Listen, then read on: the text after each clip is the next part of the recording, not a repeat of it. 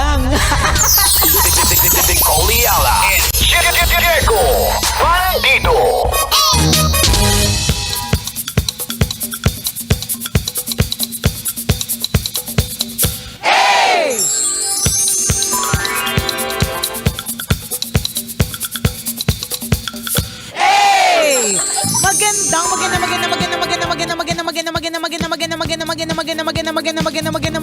Magandang tanghali. Kumikinang na ulo, Diego Bandido. Kumusta ka naman? Are you okay? Diego!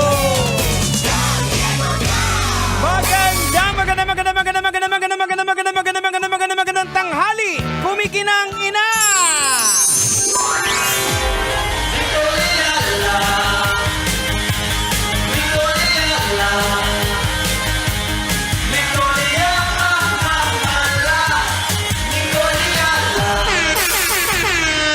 Dear Nicole Ayala and Diego Bandido.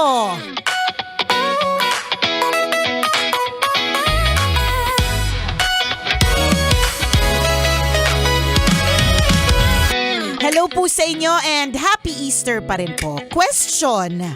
Nagtitingin-tingin po kasi talaga ako ng mga paraan para maging healthy. And I realized habang nagbabasa ako, parang lahat na lang ng bagay ay bawal kainin. Paano po yun? Parang hindi naman pala masaya maging healthy. What are your thoughts on this? We're not healthy.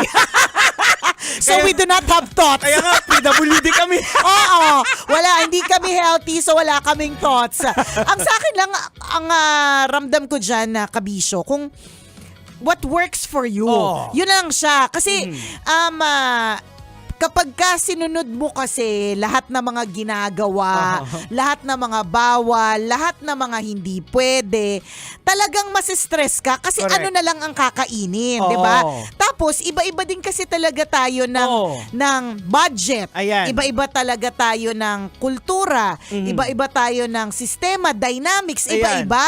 Saka yung health conditions natin, iba-iba. Iba-iba din. Meron yung iba, di ba, nagiging vegetarian, walang meat. Meron din naman yung iba, nagmi-meat, pero healthy din naman. Pero Correct. Yung tamang proseso. Iba-iba eh. Kasi merong mga iba na kaya sila nagpapapayat kasi ang paraan ng ginagawa nila is basta yung mga bumibili ng mga bagay-bagay na mga pa-healthy. Halatang walang masabi pa sa healthy products. Sige, Walang Nicole masabi. Ayala. Walang masabi. Anong pa-healthy na products? Walang, kaya nga sabi ko pa-healthy na products. Baka lang may alam ka, Diego Bandido. Share mo naman yan, di ba? Pero may mga iba naman na pumapayat sila due to poverty. Oo. Di ba? Best diet din yan, Correct. poverty. Ayan. Kapag kulang. For example, kunyari, meron tayong kakilala, I think napag-usapan na natin to na gusto man nila maging healthy, kaya lang, yung kondisyon, sitwasyon na meron sila, Correct. ay kaya lang makabili ng noodles.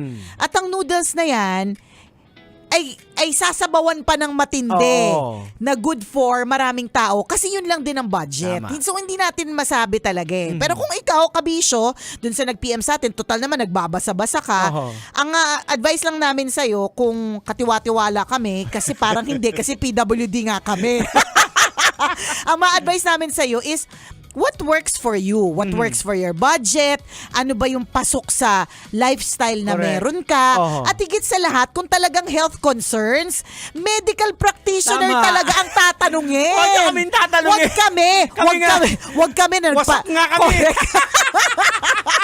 Huwag kami na hindi, wala eh. Di ba? Tingnan mo, si Diego, kailangan mag-let go ng dugo. Ako, gusto ko mag-donate ng dugo, nag-thyroid cancer, pa hindi naman pala pwede. Alam mo yun? So, hindi kami yung dapat at karapat dapat pagdating sa health. It has to be a medical practitioner na mag-guide sa'yo. Doon ka sa mga professional pagdating sa health. Kasi unang-una, for example, yung OMAD, pwedeng nag-work Ano sa yung amin. OMAD? O yung one meal a day. Oo. Pwede sa amin, nag-work namin, nakakayanin namin. Meron yung iba, yung ilang oras pa lang di makakain, nanginginig na. Correct. May mga ganun kasi sa condition nila, hindi na talaga nila kaya. 'Di ba? So, iba-iba talaga siya Ngayon, huwag kang basta-bastang naniniwala.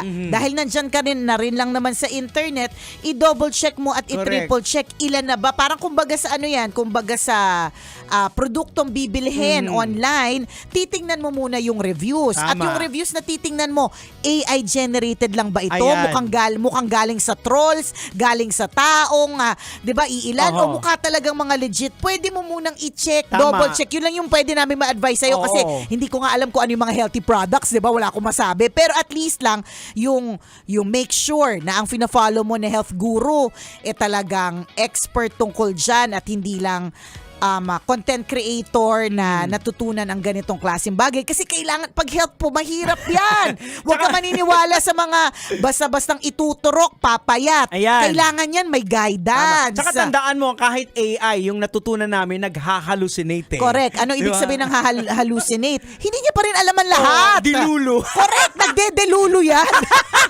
Hindi lahat ng mga sinasabi dyan ay actually Oo. totoo. Kaya you have to double check. Kaya nga nagulat kami nung sinabi ni Sir Art na si AI ko minsan may time na talagang Hallucinate talaga siya. Magbibigay siya ng kunyari facts, parang nag-iimbento. Correct. May Diba? ganun siya. So Kaya double check, correct. importante. At sa internet, pwede kasing hindi totoo ang isang article na Yes, mabasa mo. oo. So kailangan mag-double check, mag-fact check. Tama. Yang AI na yan na naalala ko yung kaibigan ko, inintroduce ko yan sa sabi ko, lawyer yun eh. Sabi ko na-try mo na ba to? I mean, is this something na pwede mong gamitin sa sa mga cases, sa mga ganyan, eklavu. Sabi niya, hindi pa, pero sige, subukan ko. Nung nagkita kami ulit, sabi niya, naku, hindi na ako gagamit ng ChatGPT na yan, sabi niya. Sabi ko, bakit? Sabi niya, kasi parang nag-input ako doon ng information. Basta iba yung nilabas niya tungkol sa kaso. Ibang-iba sa nasa saligang batas. Parang ganon. So, ang natutunan ko doon is that hindi ka magre-rely sa iisang article, Correct. iisang AI tool, sa iisang babasahin, sa iisang video. Hindi. Nako- Double check and fact Naku, check. baka hindi tama yung prompt na Oo nagawa nga, ni correct. attorney. Baka, diba? Kaya yung ibang law ang kinapture. Ayoko naman siyang judge kasi yon. Ayoko naman siyang i-judge. Kasi siya talaga yung judge. Pero parang the one time na try niya tas iba yung lumabas, totally different from yung real. Nag step back. Oh. Kumbaga parang teka lang. Oo. Hindi talaga lahat pwedeng sa isang source lamang. So in other words, ba't namin kinikwento yan? Kasi para ikaw din, double check ka lang din. Hindi porke nakita mo kunyari, ano ba healthy na gusto mo, pa-healthy na magpapalaman, pa-healthy na magkaka-abs, pa-healthy na magpapapayat. So, hindi porke nakita mo na may abs na ang isang artista, hindi natin alam, dati na po siyang may abs, di ba? Eh, tsaka, baka may Diba? ginagawang dyan eh. Correct. Diba may mga turok sila Machine. sa yan. Kahapon lang pumunta ako sa Skinny Bay Aesthetic. Meron na sa akin pinatry na machine. It's called Zionic. So, itong Zionic na ito, kumbaga in 30 minutes, in other words, in 30 minutes, yung pagka-bloated ko na turn into na siya, parang fats tinunaw niya. tinunaw so, yung fats. iihi mo yun. Iihi mo, 'di ba? Yung mga ganon. Oo. Tapos yung parang 3 steps siya, yung pangatlong step contouring na. So kung Yung wala na shape talaga na. correct, kung wala naman na talaga akong fats tapos nagko-contour, yung abs pwede na po siyang magawa Correct. ng nakahiga. Tama. Meron ding isang procedure doon called embody. Isipin mo, nakahiga ka lang, pwede kang magkaroon ng muscle.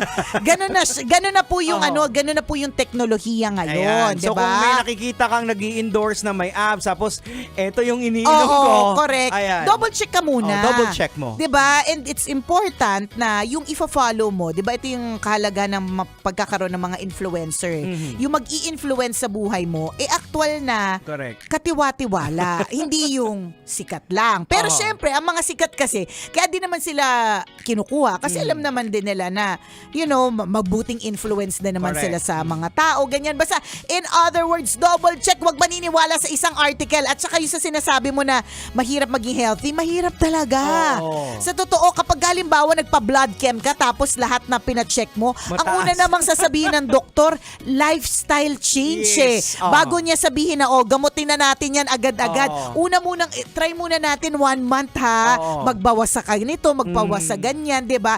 And I feel like siguro based on experience din, hindi naman kailangan biglain. Correct. Gradual po 'yan. Tama. Kasi habit 'yan that you have to form. Paunti-unti.